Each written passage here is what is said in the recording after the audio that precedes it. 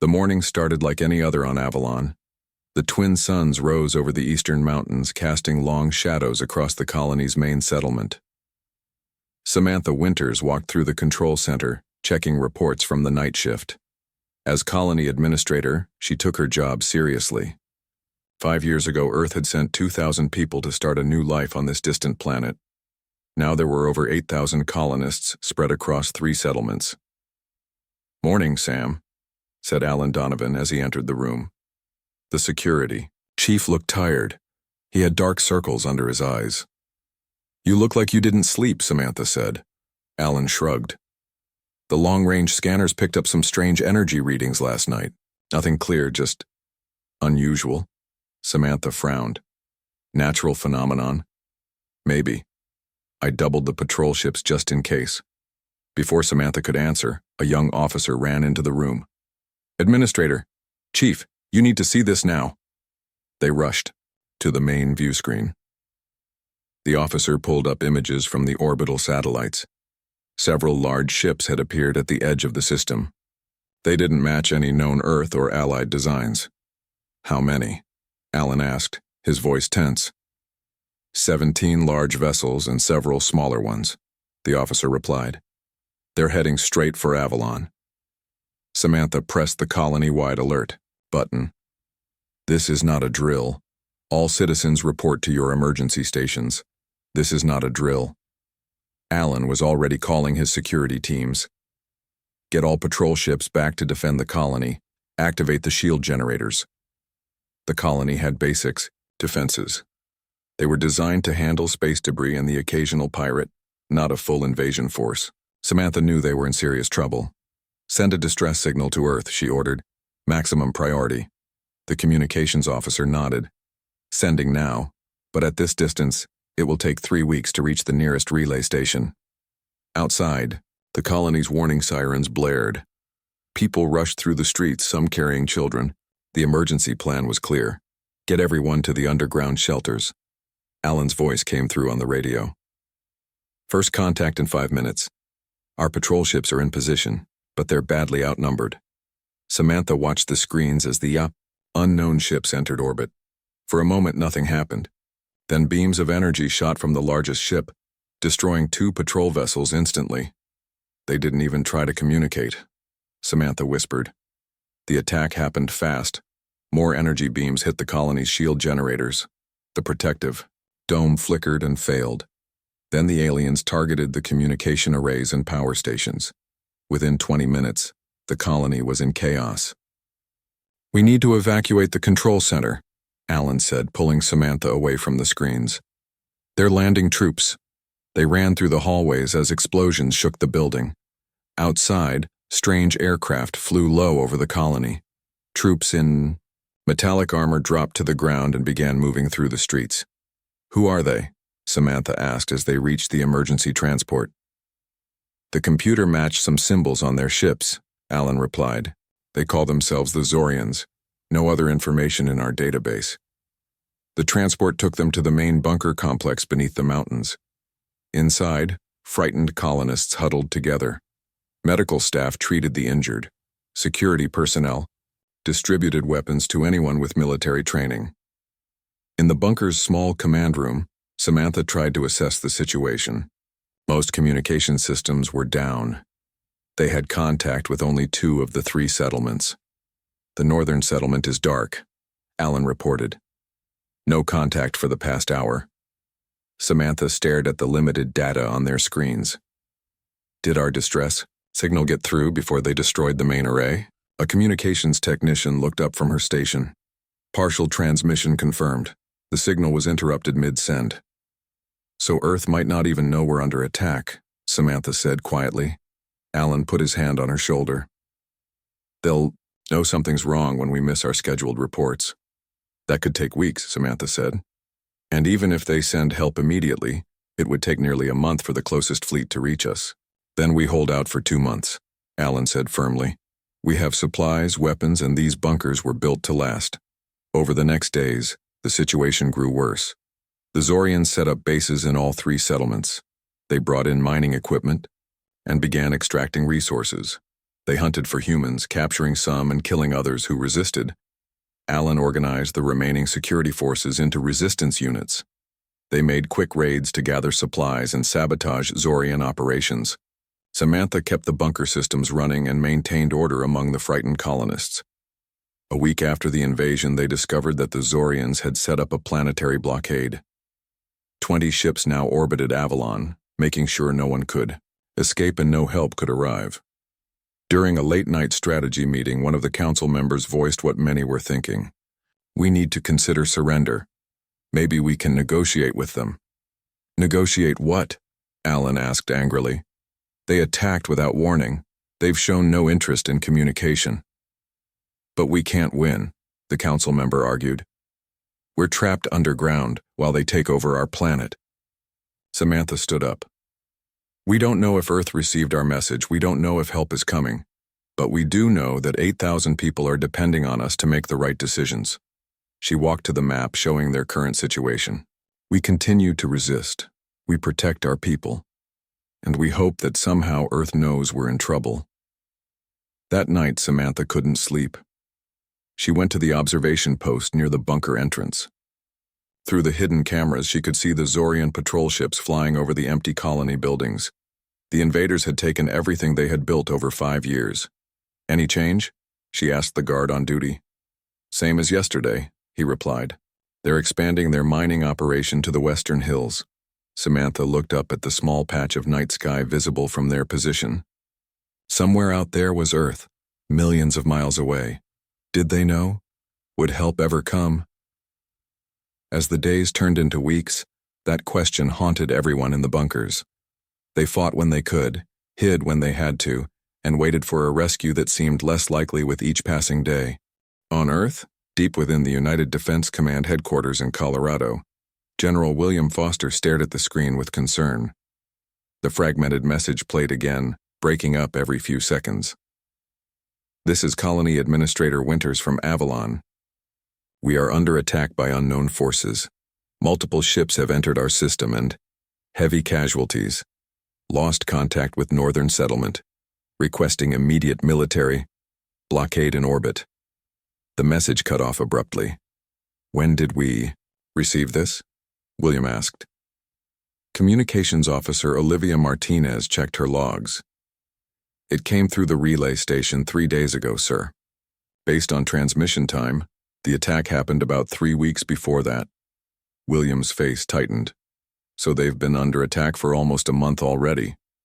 If they're still alive, said Colonel Frank Peterson, who stood nearby. William ignored the pessimistic comment. What do we know about the attackers? Very little, Olivia replied. The message mentioned symbols that identified them as Zorians, but we have no records of any such species in our database. The door slid open, and Fleet Admiral Catherine Bell walked in. Her uniform was perfectly pressed, but her eyes showed she hadn't slept much. I came as soon as I got your message, she said to William. How bad is it? Bad, William replied. Avalon Colony is under attack by an unknown alien force. We received a partial distress signal, but it's nearly a month old.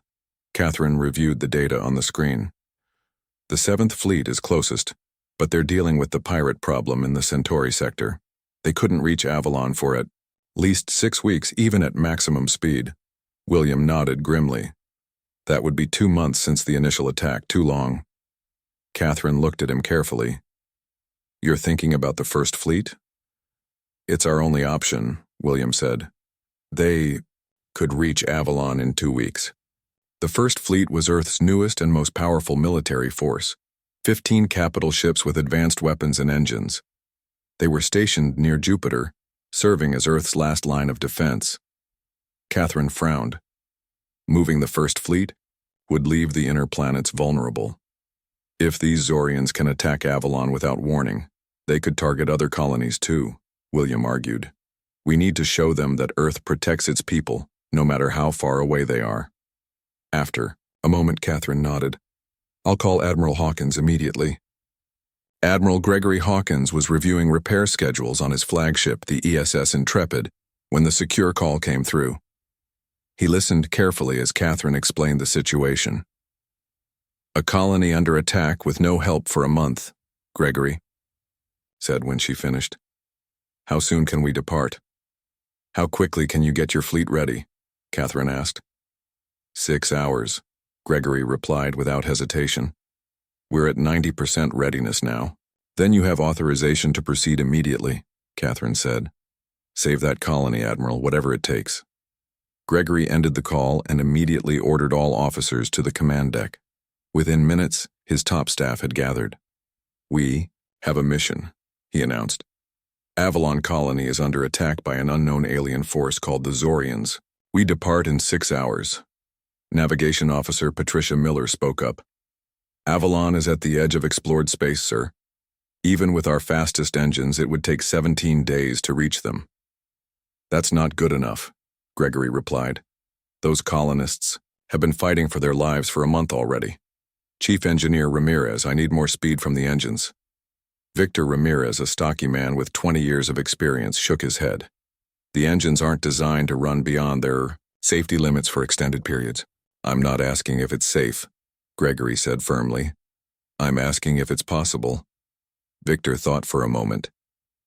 If we redirect power from non-essential systems and run the engines at emergency capacity, we might cut the journey to 12 days, but it would put enormous strain on the ships.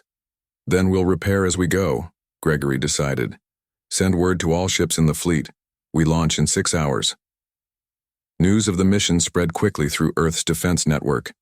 The First Fleet had never been deployed so far from home. Many questioned the decision to send Earth's strongest forces on a rescue mission that might already be too late. 6 hours later, all 15 capital ships of the First Fleet fired their engines. The massive vessels moved away from Jupiter's orbit, aligned in perfect formation. On the Intrepid's bridge, Gregory watched as his fleet prepared for the long-range jump. All ships report ready, Admiral, said Communications Officer Ben Lewis. Then, let's not waste another minute, Gregory replied. Begin jump sequence. The fleet vanished into FTL speed, pushing deeper into space than any Earth fleet had gone before. The journey was difficult from the start. Running the engines beyond their designed limits caused numerous problems. Engineering teams worked around the clock to maintain the dangerous pace. On the 5th day, the support ship ESS Horizon dropped out of formation with severe engine damage. 2 days later, the destroyers Valor and Defiant also fell behind, unable to maintain the punishing speed.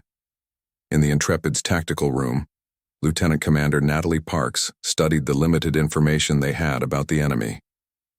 Their attack pattern suggests a coordinated military operation, she reported to Gregory. They targeted communication arrays first, then defense systems, then power infrastructure. This wasn't random violence. What's your assessment of their capabilities? Gregory asked. Based on the colony's reports, their technology is advanced, Natalie replied. But we don't know how they'll respond to a direct military confrontation. They might not expect Earth to send its strongest fleet. As they pushed through space at dangerous speeds, the crew faced exhaustion. Sleep shifts were cut short. Meals were eaten quickly. Everyone understood what was at stake. On day 11, a critical power junction exploded on the Intrepid, injuring 3 crew members and starting a fire on Deck 7. Damage control teams contained the blaze, but it was a reminder of the risks they were taking. Gregory visited the injured crew in the medical bay. Your sacrifice won't be forgotten, he told them. We'll reach Avalon in less than 2 days. On the morning of day 13, Sensor Officer Daniel Wright detected something on the long-range scanners. Admiral, he called out with excitement in his voice. I'm picking up the Avalon system. Gregory moved quickly to his station. Show me. The screen displayed the distant star system. As they got closer, the sensors detected multiple ships in orbit around the colony planet. 17 large vessels, Daniel reported. Same number mentioned in the distress call. Gregory's expression hardened. So they're still there. Tactical, prepare all weapon systems. Communications, signal the fleet to enter battle formation. Throughout the fleet, crews rushed to battle stations. Weapon systems came online.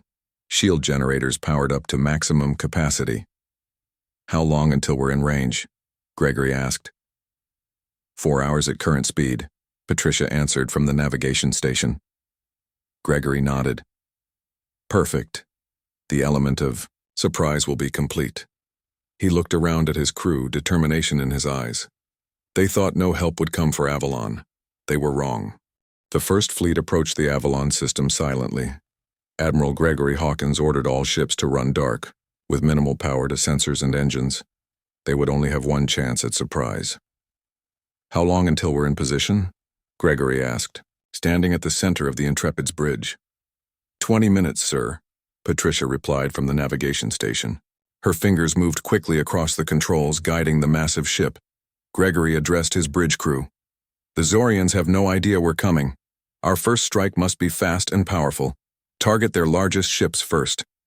On the tactical station, Natalie nodded. Weapons are ready, Admiral. All ships report combat systems at 100%. Gregory took a deep breath. Despite the rush to get here, despite the risks they had taken, they had made it in time. Now came the hard part. Begin. Final approach. Prepare for FTL exit on my mark. The bridge fell quiet.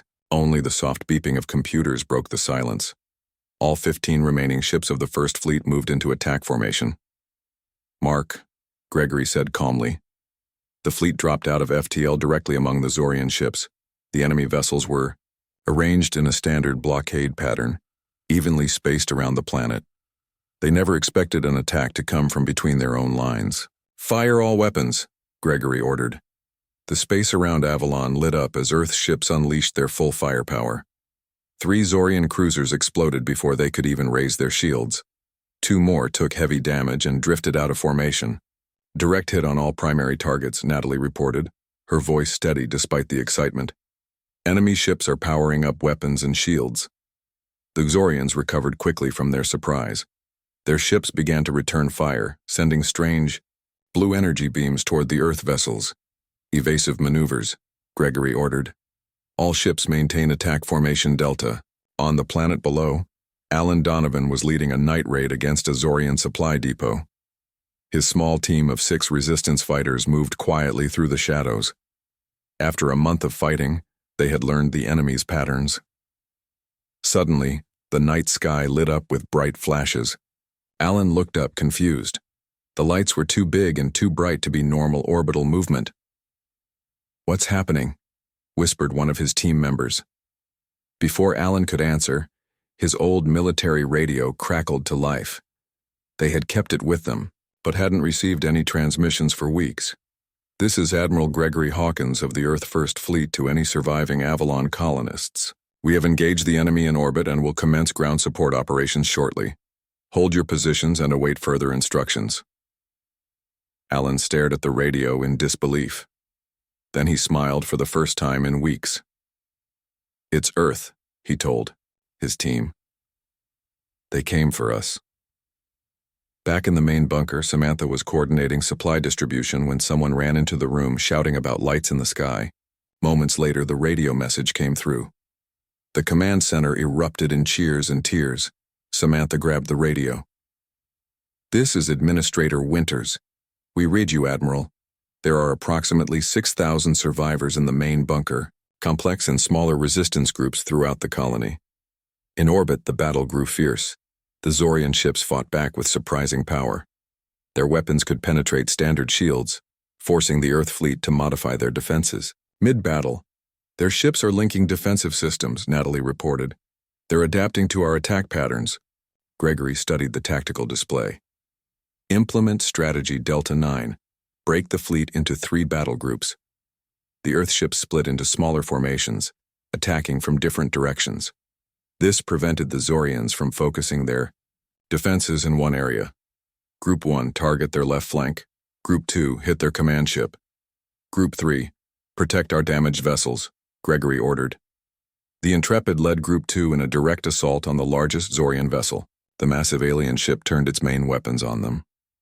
Forward shields at 40%, called out Damage Control Officer Jason Boyd as the ship shook from enemy fire. Maintain course, Gregory said firmly. All power to forward cannons. The Intrepid took heavy damage but stayed on course. When they were close enough, Gregory gave the final order. Fire all main batteries. The Earthship unleashed its most powerful weapons. The Zorian command vessel's shields failed, and a series of explosions tore through its hull. Without their command center, the remaining Zorian ships lost their coordination. Enemy vessels are breaking formation, Natalie reported. 3 are attempting to flee the system.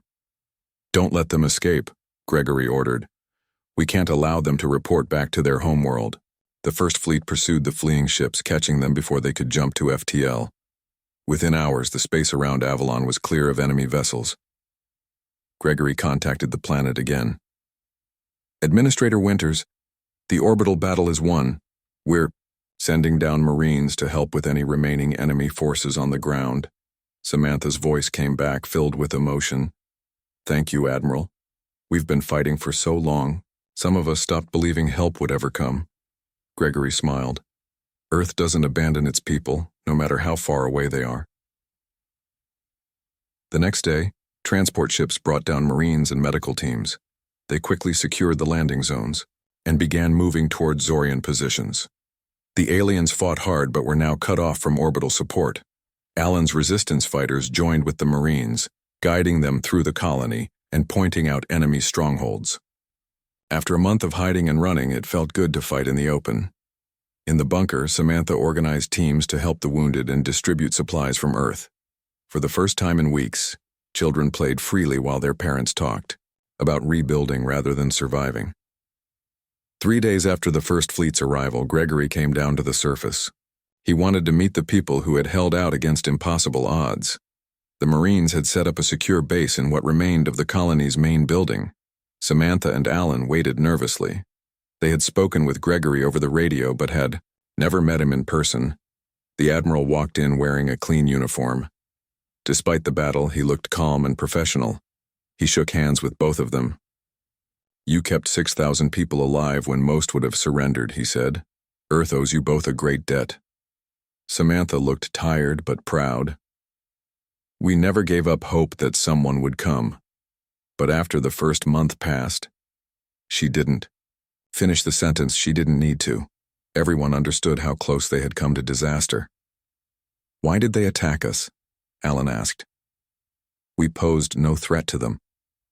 Gregory's expression grew serious. From what we've found in their computer systems, this was a test. They wanted to see how Earth would respond to an attack on a distant colony. A test? Samantha was shocked. Thousands of people died for a test? Their culture sees conflict as the natural way species interact, Gregory explained. They expected either no response from Earth or a weak one that would come too late. They didn't expect our strongest fleet to arrive so quickly. The implications were clear. This wasn't a random attack. It was the beginning of something bigger. What happens now? Alan asked. Now we rebuild, Gregory said, and we prepare. The First Fleet will remain here to protect Avalon while we construct proper defenses. More ships are already on their way with supplies and reinforcements. Samantha looked out the window at the Marines and colonists working together to clear debris. They thought no help would come, she said quietly. Gregory nodded. Now they know differently. 1 week after the First Fleet's arrival, Avalon began to look different. The destroyed buildings were being cleared away. New prefabricated structures arrived daily from the fleet's supply ships. Marines patrolled the streets alongside colonial security forces. Samantha walked through what used to be the main square. Workers were setting up a new communications array. The old one had been one of the first things the Zorians destroyed. Looking better every day, said Alan, joining her. He wore a new uniform with the combined insignia of Colonial Security and Earth Defense Forces. The outer farms are still damaged, Samantha replied. It will take months to get food production back to normal. But we're alive to do the work, Alan reminded her. That's what matters. They continued walking until they reached the new military command center.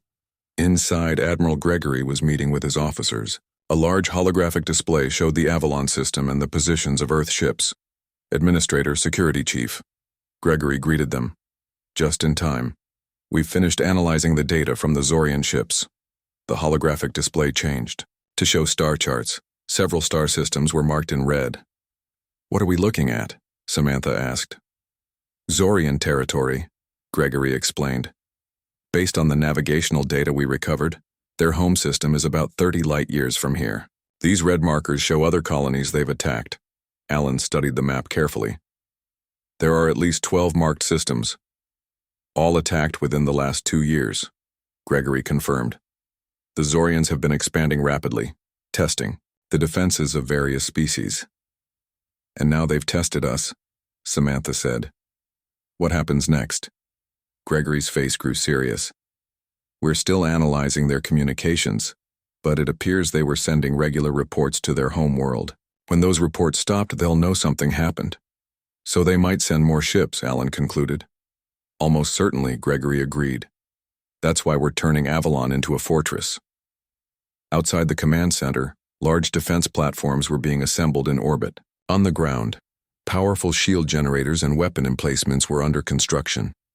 Earth Defense Command has designated Avalon as a strategic military outpost, Gregory explained. "The 7th Fleet will arrive within 2 weeks to reinforce our position. After that, the 1st Fleet will make a push into Zorian territory." "A counterattack?" Samantha was surprised.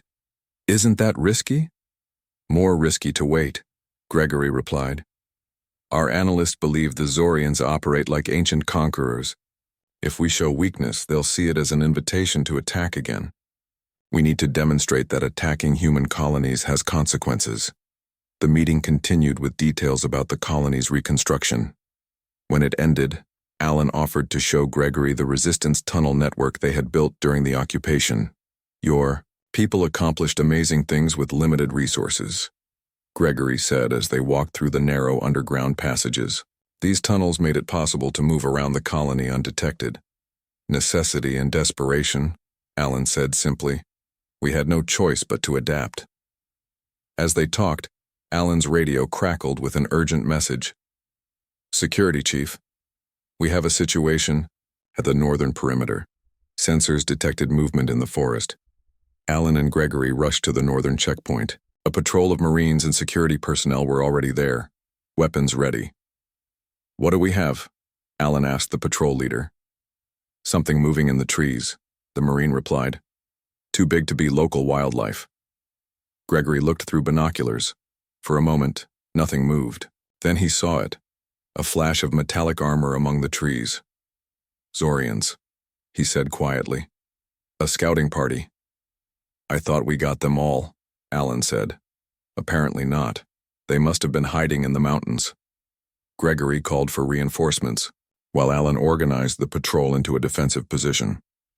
They couldn't let the aliens get back to report what they had seen. "Hold your fire until my signal," Gregory ordered. "We want to take them alive if possible." The Marines moved silently through the trees, surrounding the area where the Zorians had been spotted.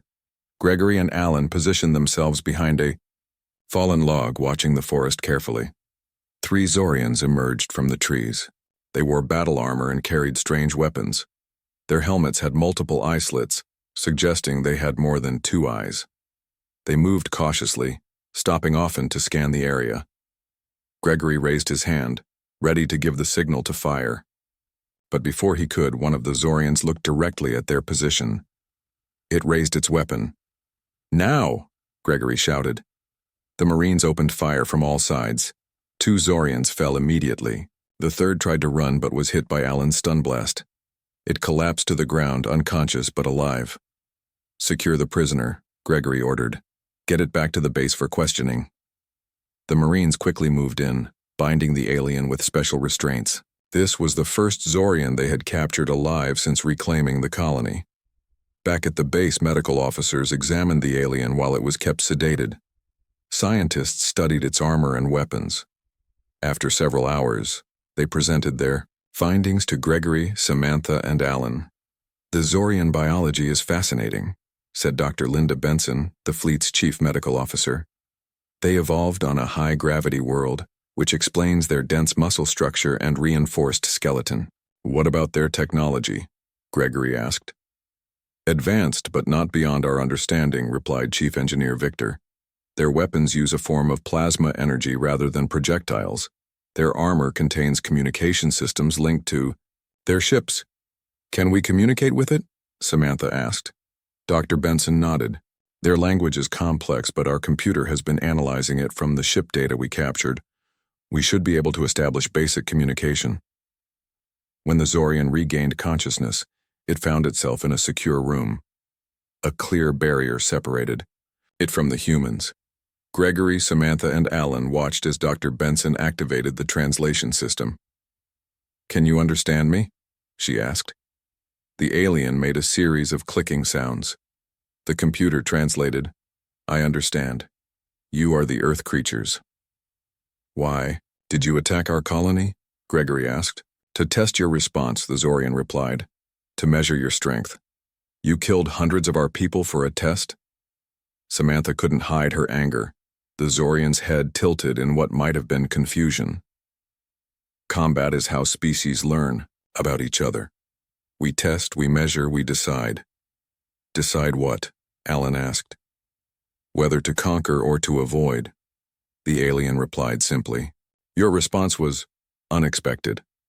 No colony has ever received help so quickly across such distance." Gregory leaned forward. "Tell your leaders this. Any attack on a human colony will be met with the full force of Earth's fleets. We protect our people no matter the distance." The Zorian made a sound that the translator couldn't interpret. Then it said, "The Combine will find this information valuable. Perhaps humans are not easy prey after all." "The Combine?" Gregory asked. "Is that your government?" But the Zorian would say no more. It retreated into silence, watching them with its multiple eyes. Outside the room, Gregory turned to the others. "This confirms our suspicions. The attack was a test to see if Avalon was worth conquering. They didn't expect Earth to respond so strongly. But now they know," Samantha said. "What will they do with that information?" "They'll either decide we're too much trouble and leave us alone," Gregory replied, "or they'll prepare for a larger conflict. Either way, we need to be ready." That evening, as the twin suns set over Avalon, the Earth ships in orbit glowed like new stars in the darkening sky. For the colonists who had endured a month of occupation, the sight brought comfort. They were not alone anymore. Earth had come against all odds, and Earth would stay. 2 weeks after capturing the Zorian scout, the 7th Fleet arrived at Avalon. 25 more ships joined the 1st Fleet in orbit. The colony was now the most heavily defended human outpost in space. Samantha watched from the newly rebuilt observation deck as the ships moved into position. Each one carried hundreds of crew members, Marines, and technical specialists. The population of Avalon had nearly doubled since Earth's forces arrived. "Quite a sight, isn't it?" Alan said, joining her at the window. "I never thought I'd be happy to see so many warships," Samantha replied. "But after what we went through," Alan nodded. He understood. They both carried the memories of those dark weeks when they thought no one was coming to help them. The door opened, and Gregory walked in. He wore his formal uniform today. There was to be an important meeting with officers from both fleets. "Admiral," Samantha greeted him. "The 7th Fleet looks impressive." "Admiral Bell wanted to make sure we had enough firepower," Gregory said. "The latest intelligence suggests the Zorians might be planning a response to our presence here." "How soon?" Alan asked. "We're not sure, but we'll be ready when they come." Gregory gestured to the door. "The meeting is about to start. You should both be there." They walked to the new command center where officers from both fleets had gathered. Large screens showed sensor data from the entire system. Small scout ships patrolled the outer planets, watching for any sign of Zorian activity. Admiral Sophia Rivera of the 7th Fleet stood at the front of the room. She was shorter than Gregory but carried the same air of authority. "Thank you all for coming," she began. "As you know, the Zorian prisoner has provided valuable information about their species and their military structure." The main screen showed images of the Zorian homeworld and their fleet. Their ships were sleek and powerful, designed for quick attacks and swift retreats. "The Zorians are part of a larger alliance called the Combine," Sophia continued. 5 species working together to expand their territory. They operate by testing potential targets before committing to full invasion. And they tested us. Gregory added. But our response changes the equation. The first fleet arrived faster than they thought possible. We destroyed their testing force completely. A new image appeared on the screen. It showed a map of nearby star systems with Earth and the Combine territories clearly marked. Based on the data we've gathered, the Combine expected one of two outcomes from their test at Avalon, Sophia explained. Either the colony would fall with no help from Earth, proving humans abandoned their distant settlements, or help would arrive too late to matter. Instead, Earth's strongest fleet arrived in record time, Gregory said. This changes how they view us. We're no longer an easy target. The meeting continued with detailed plans for Avalon's defenses and the upcoming mission into Zorian space. When it ended, Samantha, Alan, and Gregory walked outside to see the progress on the new shield generators. Earth Defense Command has made a decision, Gregory told them as they walked. They want you both to return to Earth on the next transport. Samantha stopped walking. What? Why? You're heroes, Gregory explained. Your story needs to be told. How you held out against the Zorians, how you kept your people alive.